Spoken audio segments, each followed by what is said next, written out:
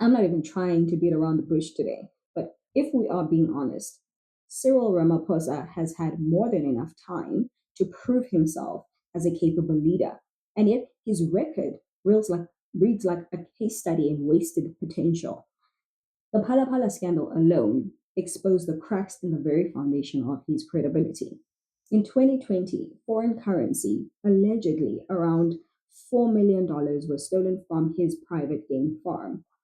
The money had been hidden inside furniture, a couch or sofa. Instead of transparency, what followed was a long sequence of denials, procedural delays, and legal maneuvering that turned into a national embarrassment. The issue wasn't just the theft, it was what the entire event revealed. A leader who preaches accountability and shows a facade of beating corruption, but struggles to live in that reality. Then, in a 2025 report, Ramaphosa was photographed with Hangwani Morgan Maumela, a central figure in the Tembisa hospital corruption network, accused of defrauding the state of over 2 billion rand. That image became symbolic of a presidency increasingly surrounded by moral compromise and political decay. Add to that the 2017 scandal over his extramarital affair, which he admitted to after public exposure, and it paints the picture of a man constantly on the defensive, more reactive instead of proactive. Every controversy, every association, every delayed response points to a pattern of weakness. South Africans were promised renewal, but what they received was hesitation and half measures from a leader unable to or unwilling to set a higher standard. Ibrahim Traoré, by contrast, represents a form of leadership that still feels alive, grounded in action, decisiveness, and national interest. In just 3 years, he has managed to shift the trajectory of Burkina Faso's economy and political identity with moves that few leaders even attempt. When he nationalized two gold mines and stopped the export of unrefined gold, it wasn't just symbolism, but it was a structural move. It was about making sure that the wealth of the land stayed in the hands of the people who live in it. The establishment of Burkina Faso's first gold refinery turned that principle into reality. By refining gold domestically, he created both jobs and industrial capability, closing one more door to reach foreign corporations quietly extracted profit. His economic vision extended beyond mining. In December 2024, he inaugurated a modern tomato processing plant, a move that diversified the country's agricultural economy, strengthened food security, and reduced import dependency. These are practical, measurable decisions that alter the daily reality of citizens. Under his administration, infrastructure development has accelerated, including the construction of a new airport designed to expand connectivity and trade. His government distributed tractors and motor pumps to farmers, enhancing productivity and giving rural communities the means to participate meaningfully in national growth. Each initiative fits into a coherent vision, an economy built for resilience rather than dependence. The country's GDP growth reflects that discipline, but more importantly, it reflects restored confidence in leadership. The difference between these two men is not some philosophical theory, but a functional one. Ramaphosa South Africa is still trapped in crisis management mode. The energy sector remains a glaring example of systemic neglect. Load shedding continues to disrupt daily life. Businesses are closing their doors, and small enterprises drown under the weight of inconsistency. The economy struggles to recover momentum, with unemployment hovering at record highs and inflation eroding what little income stability people even have left. When citizens take to the streets demanding accountability, it's not merely a protest, but a clear verdict on his leadership failures. The government's responses, often delayed or even dismissive, reinforced the impression of a state losing its grip on both narrative and trust.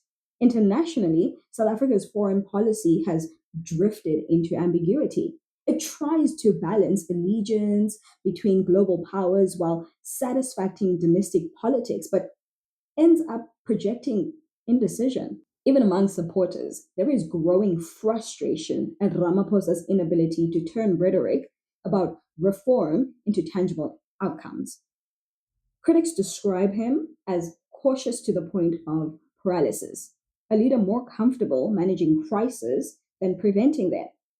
After years in power, that hesitancy has turned costly, not just politically, but economically as well. It has hollowed out the sense of national purpose that once inspired South Africa's transition into democracy. Traoré, on the other hand, has acted with a conviction that cuts through the noise.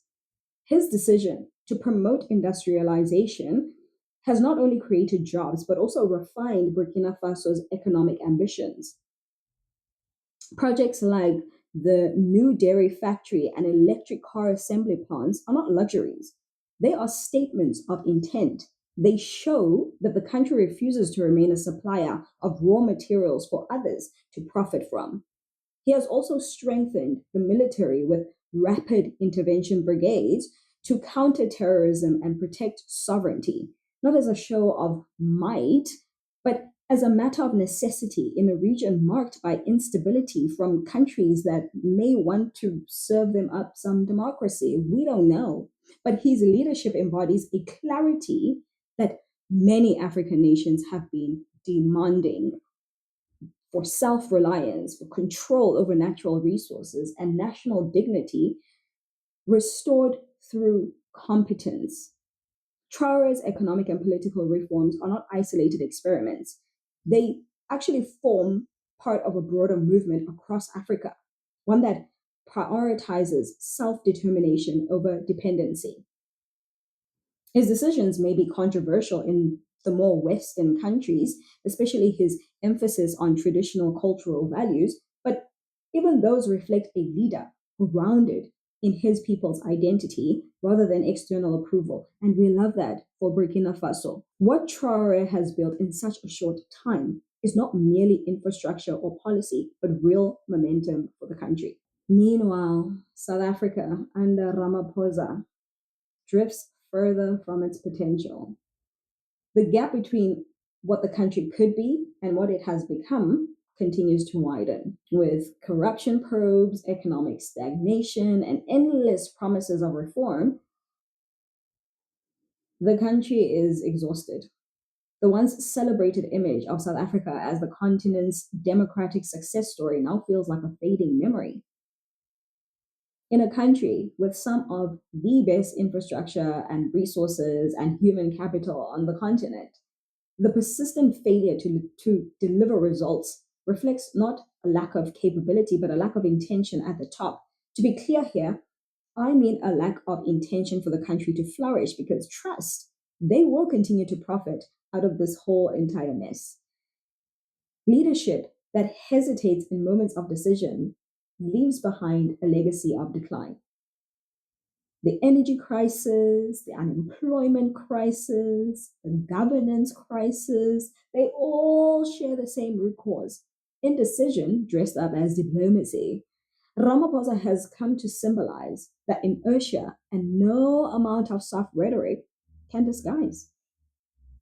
South Africans are not asking for perfection, they're asking for movement, for a leader who can make the machinery of the state work again. What they have instead is a man who watches from the sidelines while the country's challenges multiply. The lessons from these two leaders are clear.